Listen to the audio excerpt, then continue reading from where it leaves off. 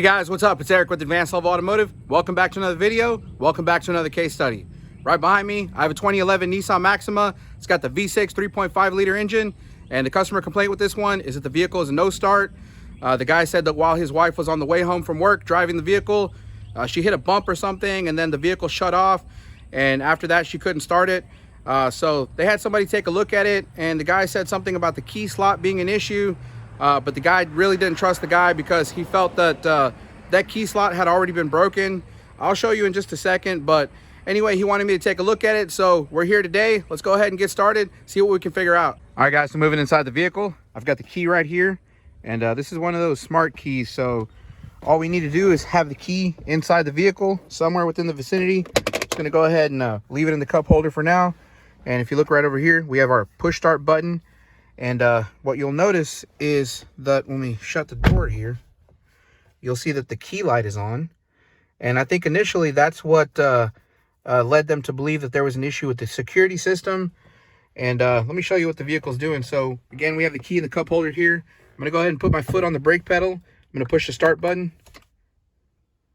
And the vehicle does not crank, does not start.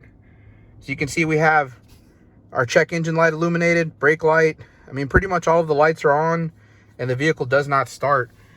Now, what I can tell you right now that stands out to me, being a Nissan tech, which some of you guys may know, in the past, I was a Nissan tech. I worked for Nissan for like 3 years, so I'm pretty familiar with these vehicles. But I'll tell you right now, with the ignition on, the first thing that I notice is that the fan is running. And what I mean by that is the cooling fan. So let me take you under the hood real quick and show you what I'm talking about. All right, guys, so moving under the hood.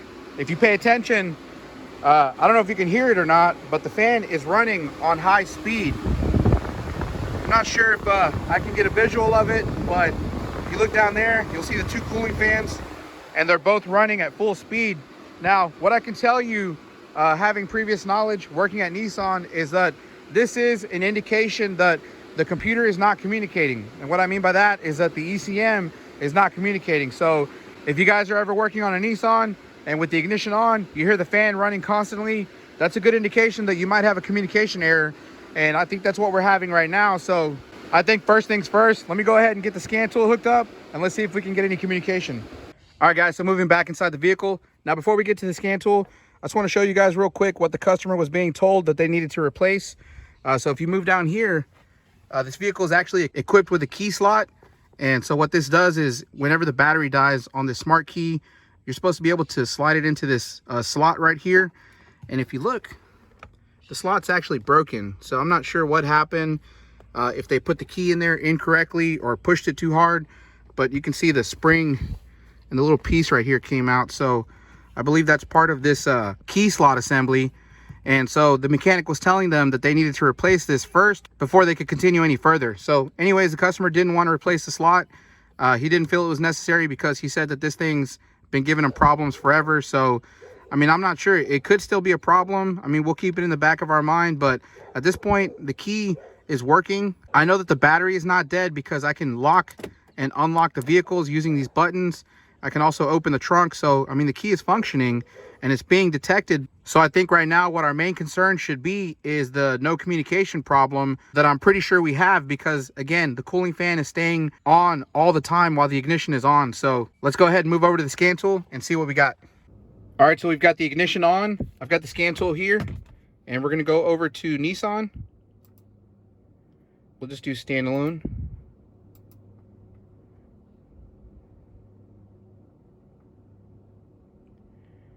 We're going to choose automatic selection. We're going to go ahead and hit read. This is going to read the VIN number. And as you can see, it says VIN reading failed. So we're not able to communicate with the ECM in order to pull the VIN number out. Let's go ahead and do a manual input for the vehicle. So manual selection here. We're going to go ahead and choose North America, USA. We're going to find Maxima. Right here. This is a 2011. And so we're going to go ahead and hit yes. We're going to go over to diagnosis, and we're going to try to run an auto scan on all of the modules. We'll pay attention where it says engine. You see how it was trying to scan the engine module, but it was not able to. You can see the ABS is communicating. We have one fault. You can see the meter is communicating. We have one fault. You can see the BCM is communicating. We have two faults. Airbag. Now the HVAC module. Now, one other thing to pay attention to while it's scanning is the voltage here, the battery voltage. As you can see, it's down to 11.89 volts. We're losing voltage pretty fast because the fan is staying on. So we might want to try to either unplug the fan, or we might try to maybe pull a fuse just to get the fans to stop running. Or we might just have to hook up a battery charger to it, because with the fans running all the time on high speed, it's going to continue to drain this battery. So that's one thing we have to keep in mind. Again, you can see here that the HVAC is communicating. We have two faults. Transmission is communicating. We have four faults. Pretty much every other module on the vehicle is communicating. You can see the IPDM is communicating, and it looks like our scan is done. So again, looking through these modules here, you can see that pretty much everything but the ECM is communicating. So I'm pretty sure that these fault codes here are probably going to be communication fault codes for the ECM. So let's go ahead and do a quick report and see what codes we have. So starting here at the top, we'll see the transmission module. Look at the DTCs that we have present. We have a PO 725 engine speed. We have this U1000 CAN communication circuit code. And we have a few other codes here. Vehicle speed signal, up and down shift switch. Let's go to the ABS module. Again, we have a U1000 here, CAN communication circuit code. And if we go down here to the meter, you'll see that we have a U1000 also, CAN communication circuit. If we come down here to the BCM, you'll see we have another U1000 CAN communication circuit. We have a low voltage code. Again, our battery is getting pretty low.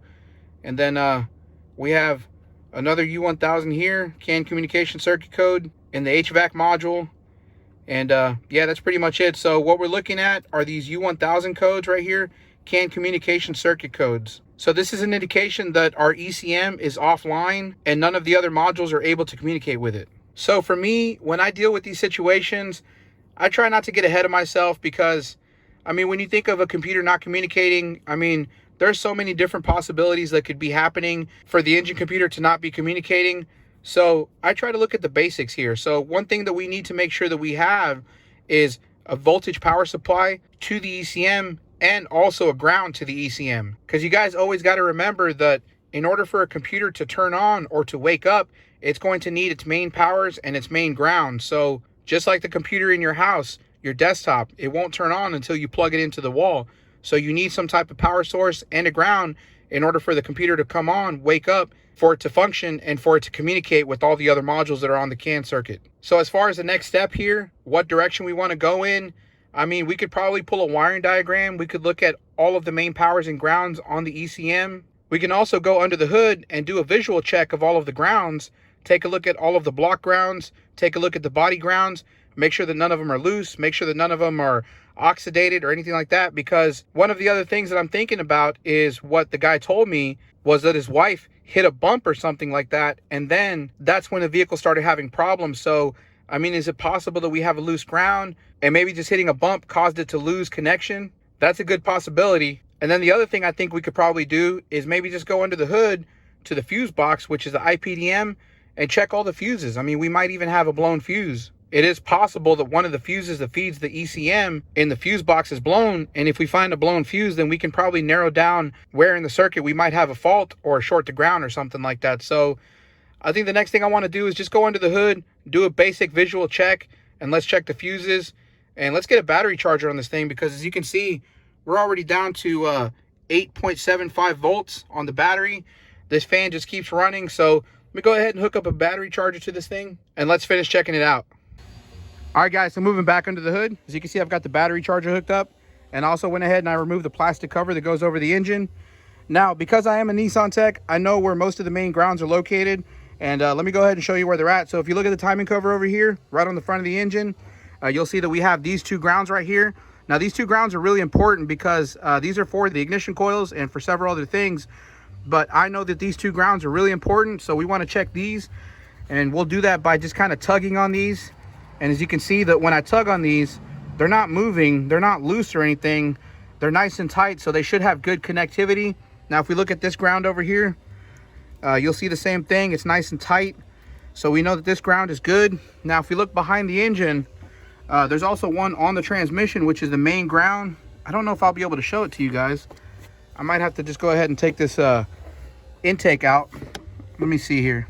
I might be able to stick the camera down in here to show you guys. So right here on top of the transmission, let's see if we can focus right there. That bolt with the cable on it, that is going to be the main block ground. So I'm going to try to stick my hand in there and see if I can move it. Make sure that it's not loose. I'm going to go ahead and stick my arm in there. Sorry guys, I don't know if I'll be able to show this to you on camera. But that cable is nice and tight. So I'm pretty sure that ground is good. Next thing we could probably do is move over to the IPDM, which is Nissan's name for the fuse box. So if we go over here, let's open up this lid here, like so. There's another clip here on the back side. Pop this up. We can remove this lid. And as you can see, this is the IPDM. It is also a computer module. And if you look, you'll see that we have a label for the fuses. And we can actually see what these fuses are for. Let me go ahead and flip it around. Nissan was kind enough to include this. Now, what we might want to look for is something related to the engine control module. I see alternator, audio, ignition switch, fuel pump, fan. Check this one out right here, 15 amp engine control. So that might be one that we might want to look at. But anyway, I think what I'm going to go ahead and do is just take my test light and run through all of the fuses, check them all, make sure that none of them are blown. So let me find my test light and we'll go from there. All right guys, so I've got my power probe here. This is what I'm going to be using to check the fuses. And because the tip on this is kind of thick, I'm going to just stick this on the end of it and use it to poke the back side of the fuse. So I'm going to go ahead and go down the line here and check all the fuses, starting at the top.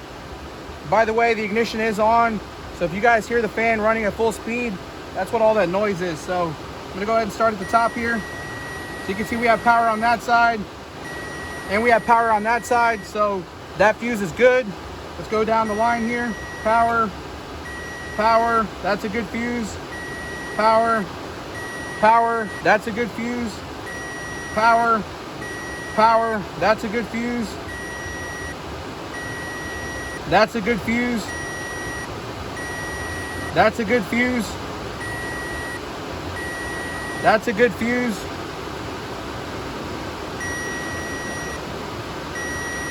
That's a good fuse.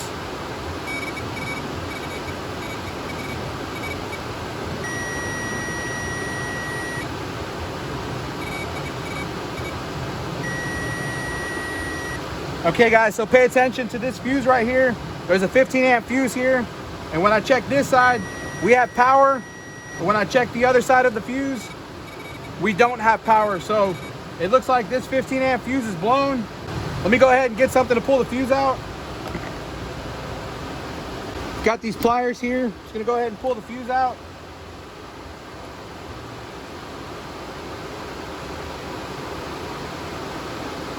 Yeah, and that fuse is definitely blown.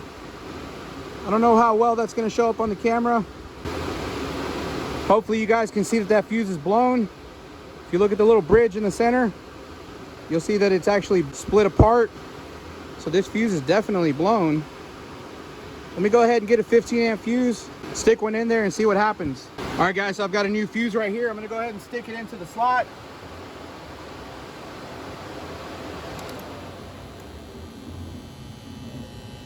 I don't know if you guys can hear that, but the fan just shut off. That's definitely a good sign. Let's go ahead and move back inside the vehicle. Okay, so back inside the vehicle, let's go ahead and go to control unit. Let's go to engine and see if we can communicate with the engine control module. Let's go ahead and go to read codes. We have communication now. Let's go ahead and move back. We can go into live data. Let's just hit all signals. And as you can see, we can pull up all of the data PIDs. And our computer is up and communicating. So I think we should be able to start the vehicle up now. So let me go ahead and move this out of the way. Again, it says here to put your foot on the brake pedal. So I'm going to go ahead and put my foot on the brake. We're going to hit the ignition on and try to start this thing. What the? Okay, guys, so the engine started up, but I heard something really loud that I didn't like. I'm not really sure what the hell that was. Kind of sounded like the belt was slapping around. Let's move back under the hood real quick. Okay, guys, so back under the hood, the first thing that I notice is that our fan is back on. So I think the first thing I want to do real quick is just check the fuse that we installed in there and see if it's still any good.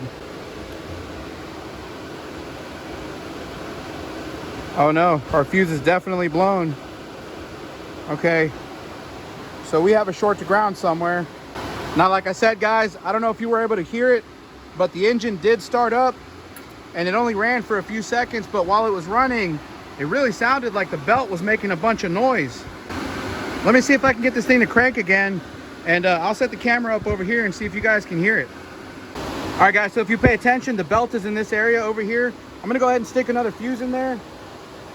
If you guys pay attention, you'll hear the fan turn off.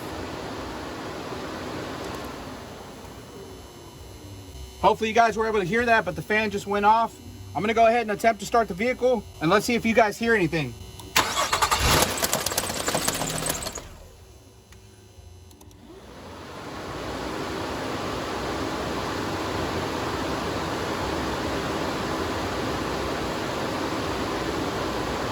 Okay, guys, so hopefully that showed up on camera. I don't know if you guys could hear it, but it sounded like the belt was flapping around. The engine started and ran for just a couple seconds.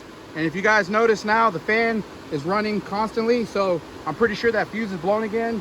Let's go ahead and do a visual check on the belt and see what we can find. All right, so let me move some of this stuff out of the way so I can get a good visual of the belt. We can just pop this coolant tank and move it out of the way.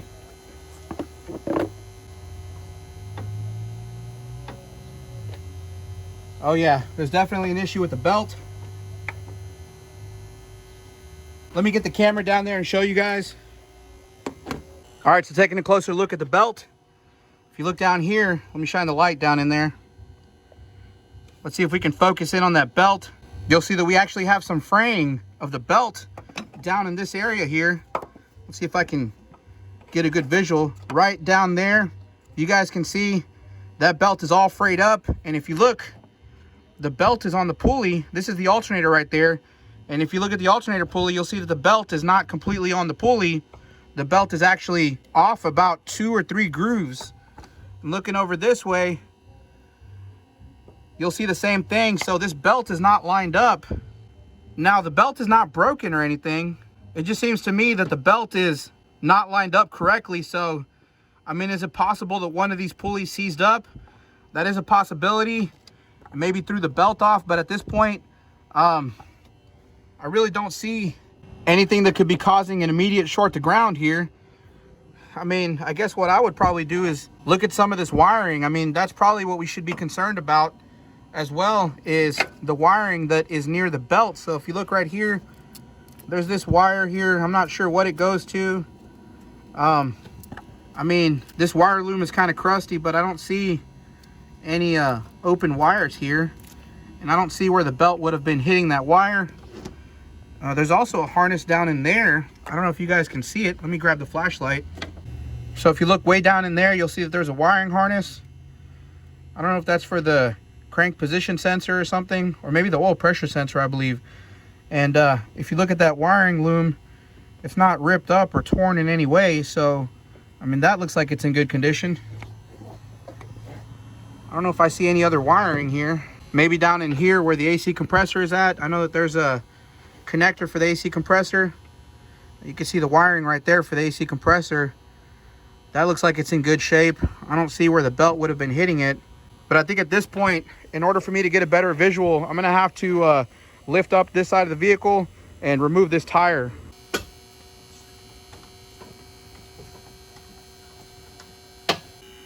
All right, guys, so I went ahead and I jacked up this side of the vehicle and I pulled the wheel off.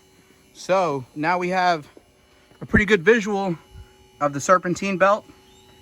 And again, so you can see this belt is still intact, but it's actually not lined up properly. So if I feel this belt all the way around, well, first of all, it's kind of frayed. So like a good quarter of the belt is actually missing, I think from rubbing up against something. And then also it's just not lined up properly. So anyways, other than it needing a belt, I want to just take a look at all the wiring that's here. And so doing a visual check, again, this is the harness for the oil pressure sensor. It's still in good condition. I don't think the belt ever touched it. And again, there's the wiring for the AC compressor, which is on the back side. I've already taken a look. That compressor connector is still intact, so I don't see any issue there. The only other wiring that I see is for the VVT solenoid. I'm going to try to get a visual of it. It's kind of way up in there. Let me see if I can get a good camera angle.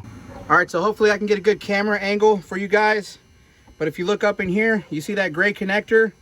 That connector is for the VVT solenoid, and it's kind of difficult to see, but the wiring harness there runs above that bracket. I mean, that's really the only other wiring that I see anywhere near the belt. And to be honest with you, I really can't even get a good visual of it. Let me see if I can get it from the top. All right, guys, so looking at that VVT connector from the top, you can see it's in a really tight spot. And I'm going to try to focus the camera in and also try to get the light in there at the same time. All right, so hopefully we can focus in on that connector there and the wiring. And I think I may have found our culprit. I don't know if that's showing up on the camera. It's really difficult to see. I'm going to try to zoom in. I know the quality is not that great when you zoom in, but if you look right here, this is our VVT solenoid and the connector and the wiring that runs behind it. And if you look close enough, you can actually see some frayed wires back there. Let me see if I can get a better visual. All right, guys, so it's almost impossible for me to get this on camera. Hopefully you guys can see there's some bare wire on that harness there, but I can't seem to get it on camera. I think at this point I'm just gonna have to remove some of this stuff, maybe remove this motor mount, remove this power steering reservoir, and see if we can get a better look at it. All right, guys, so I went ahead and I removed both of the motor mounts here at the top, and now we can get a clear view of where our culprit is. So let's take a look at that harness there. Again, this is the VVT solenoid located right over there. Let me try to focus in on that. Right there. Now, hopefully you guys can see that. It's pretty much clear as day. Again, that's where the gray connector is. And if you follow the wire harness that comes off of it, let me zoom in here. You guys can see that we have damage to the wiring harness right there. And it looks to me like there's a high probability that this is where our short to ground is. It's possible that that bare wire could be touching that metal bracket there. Now, if you look behind it, you'll see a large piece of frayed belt right behind it. It's kind of hard to see it, but let me see if I can get something down in there to point at it. Let me try to point this out to you guys. There is a frayed piece of belt right here. So you guys can see that. So to me, it almost looks like when we start this vehicle up, this frayed piece of belt is slapping this wire. And then this wire, as you can see, it's already become bare, is touching this bracket right here, and it's causing a short to ground. Now, to me, it's pretty obvious that this is our culprit, but I mean, we should probably just double check it to confirm.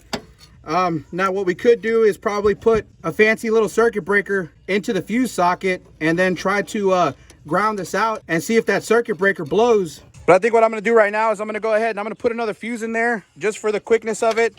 And then we're going to try to move that harness and see if we can cause this fuse to blow. All right, guys, so I'm going to go ahead and put another fuse in there. And then I'm going to go inside the vehicle and I'm going to turn the ignition on so we can hear the fan. And then we're going to see if moving that wire can blow this fuse. All right, so let's go ahead and turn on the ignition. I'm going to push the button here. Now let's move back under the hood. All right, guys, so if you pay attention right now, the fan is not on. I'm going to go ahead and stick my hand in here. I'm going to try to move the harness. We're going to see if we can get this fuse to pop. So just pay attention here. I'm going to try to use a screwdriver to tug on that wire. See if I can short it out. Oh, there you go. You see that spark? Our fuse just blew and the fan just came on. So that's definitely our short to ground right there. There's no question about it. I don't know if you guys could see when I touched that thing, it sparked. We heard that fuse pop, or hopefully it showed up on camera. And now our fans are on full blast. So I'm pretty confident that that's gonna be where our problem is. Let's go ahead and take the belt off and try to see what may have happened to the belt. Like I said, I mean, it's possible that we could have a pulley that locked up, and that's why the belt may have slipped off of the pulleys. I'm not really sure, but let's go ahead and pull the belt off and take a look at it.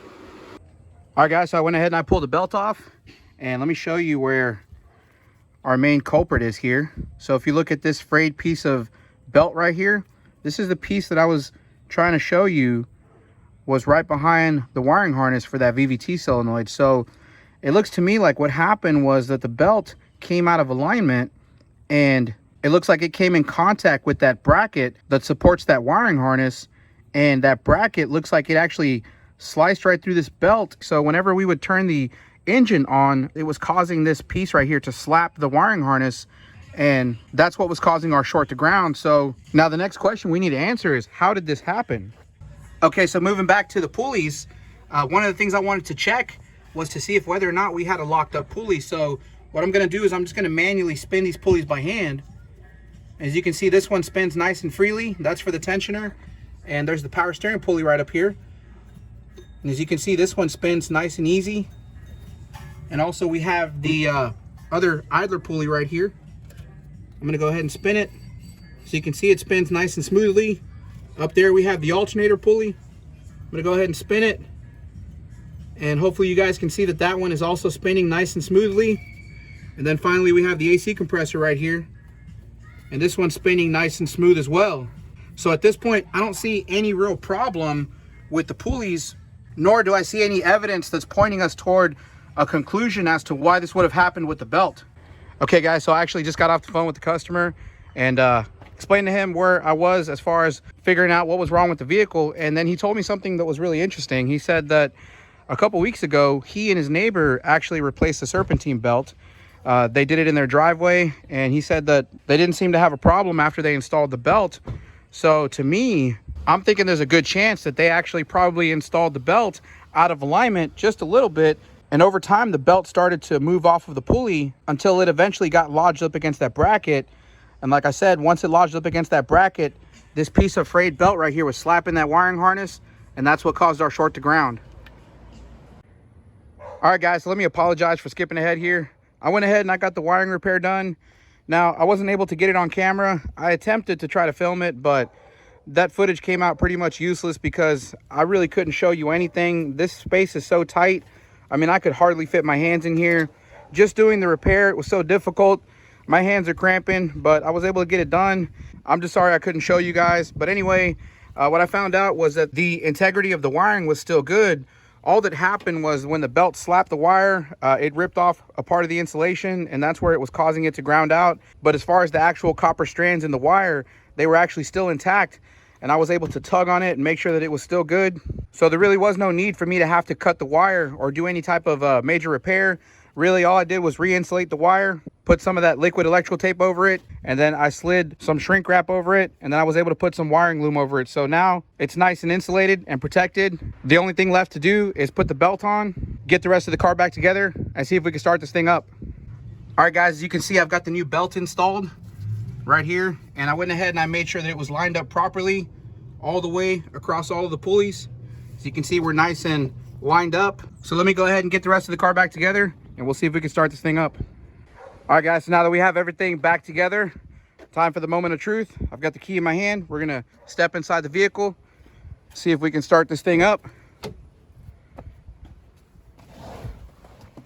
gonna go ahead and put my foot on the brake, and I'm gonna push the start button, and I'm gonna say a little prayer.